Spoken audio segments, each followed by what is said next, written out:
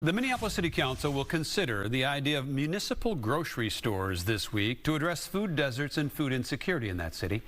You may recall last November, the Minneapolis City Council's Public Health and Safety Committee asked city staff to explore that very idea. Fox 9's Babs Santos joins us live from Minneapolis tonight. And Babs, their findings will be presented to the City Council, I understand, on Wednesday.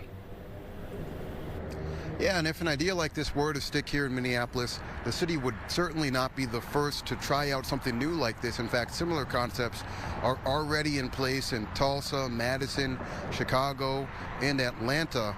And now Ward 2 Council member Robin Wansley is open to the idea of a municipal grocery store here next. She told me it's clear the private market is not meeting the city's needs, so she's ready to explore potential next steps with this idea. We're early. We want to see what all options are before us and how we can leverage every tool that we have at the city to make sure all of our residents have access to fresh, affordable produce. The research that we receive, again, is very exploratory. It provides examples of where other cities have stepped up to provide for food resources for their residents when there was an absence of a grocery store. So we'll learn what other peer cities have done.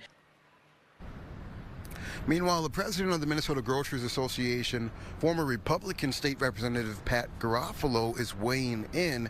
He says in an industry with notoriously small profit margins, typically under 2%, he is skeptical that government-run stores will be able to succeed, while wary for privately owned businesses that would have to compete against a publicly subsidized government entity which can afford to lose more money.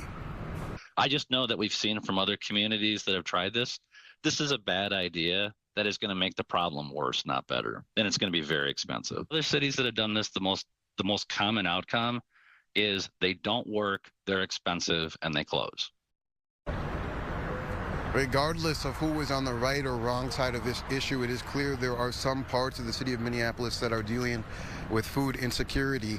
As of 2023, the 5-mile radius around the Cedar Riverside neighborhood had the highest food insecurity in the 9-county region. And just last spring, nearly a quarter of University of Minnesota Twin Cities students reported worrying about whether their food would run out before they had money to buy more. Reporting live tonight in Minneapolis, Babs Santos, Fox 9. All right, Babs, thank you.